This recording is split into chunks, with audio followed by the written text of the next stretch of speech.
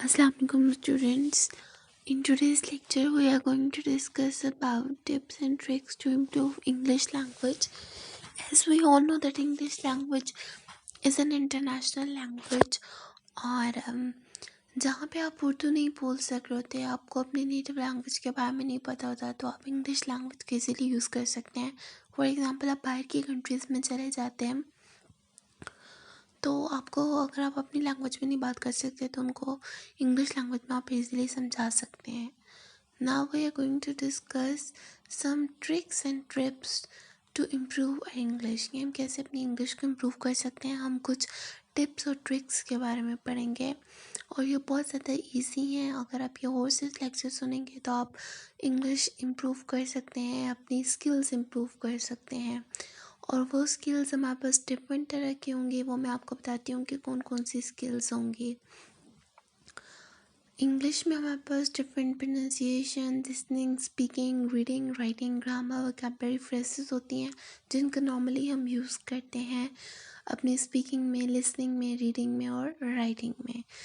तो अगर हम पर्टिकुलर बात करें तो इंग्लिश लैंग्वेज में हमारे पास 4 बेसिक स्किल्स हैं.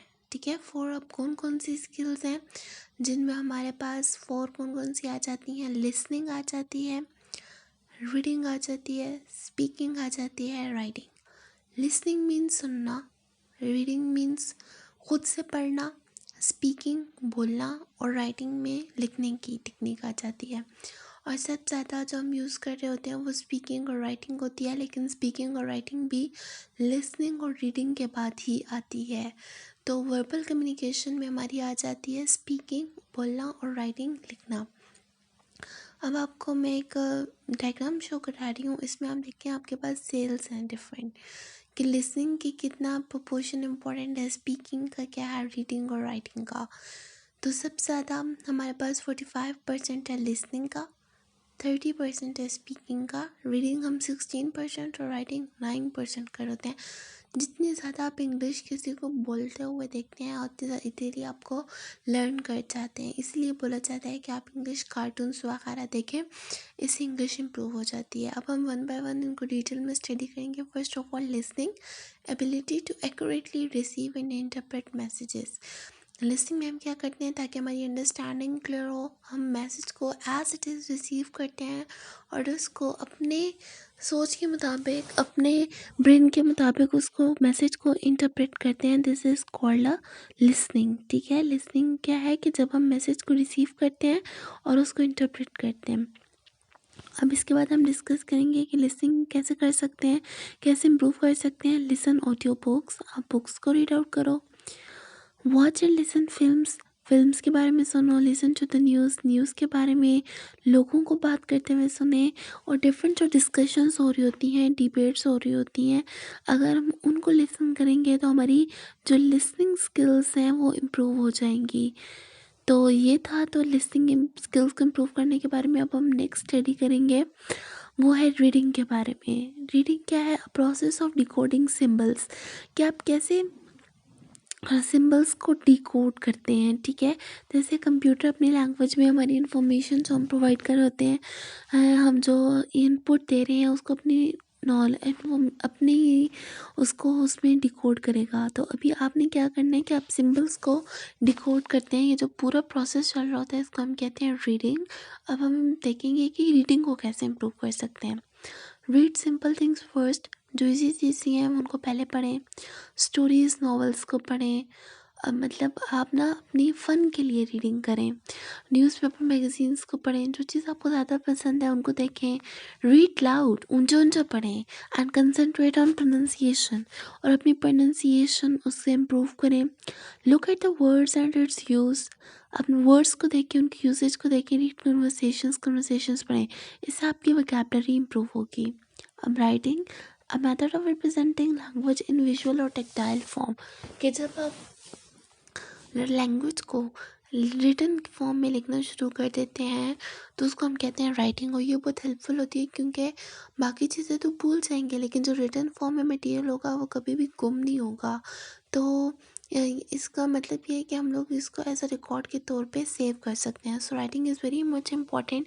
अब हम देखेंगे कि राइटिंग को इम्प्रूव कैसे कर सकते हैं। Write and show to your experts, लिखें और फिर आप मतलब जैसे चेक कराते हैं ना, इस तरह से अपने एक्सपर्ट से चेक कराएं। Make sure you are grammatical correct. अपने एक दफ़ा वो चेक करेंगे कोई ग्रामेटिकल मिस्टेक तो नहीं है, पंक्चुएशन मार्क्स की तो मिस्टेक नहीं है, करेक्ट स्पेलिंग्स है ना। राइट टेक रिव्यूज़ देन री राइट। पहले आप लिखें, चेक कराएं, अगर कोई मिस्टेक आती है तो फिर दोबारा से उसको री राइट करें। इस तरह से आपकी राइटिंग स्किल्स इम्प्रूव होंगी। Next one is speaking. अब आप स्पीकिंग को कैसे इम्प्रूव कर सकते हैं। Speak small and general sentences first.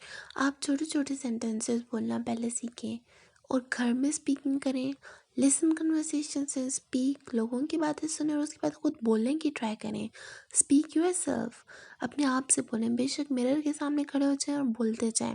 Speak with friends and choose your mastery topics, अपने फ्रेंड्स के सामने बोलें और अपने टॉपिक्स को चूज़ करें। इस तरह से ही आप अपनी स्किल्स को इम्प्रूव कर सकते हैं।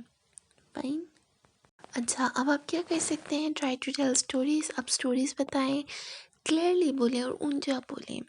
टेंसेस का प्रॉपर यूज़ करें, एक्सेलरीज को यूज़ करें, एक्सेलरीज वर्ब का वोकैबुलरी को इम्प्रूव करें, इडियम्स और फ्रेजेस को यूज़ करेंगे, it will be catching for you.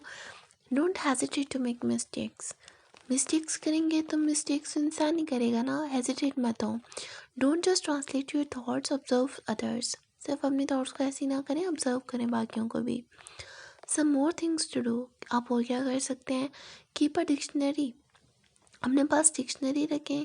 10 words आप मिनिमम याद करें और इंटरनेट को यूज़ करें। जब आपका दिल चाहे आप उस टाइम पे इंग्लिश बोलें और कभी भी अपने एक्सेंट के बारे में मत देखें।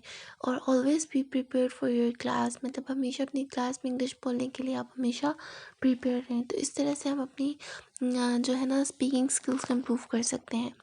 Enjoy it, we learn more when we are having more fun। और इसको ऐसा फ़न लेके पढ़ें, मतलब अगर आप बहुत ज़्यादा स्ट्रेस लेके पढ़ेंगे तो आपको कभी भी चीज़ें समझ नहीं आएंगी। तो आप इंजॉय करके पढ़ें। तो इस तरह से आपकी चारों skills, listening, reading, writing, speaking, ये चारों स्किल्स आपकी इम्प्रूव हो जाएंगी। और ज़रूरी नहीं है कि आपने इंग्लिश लैंग्वेज सीखनी है तभी आपने ऐसे करना है, आप कोई भी लैंग्वेज इजीली सीख सकते हैं। Students, thank you so much. Hope so आपको लेक्चर की समझ आई होगी। अल्लाह हाफिज़।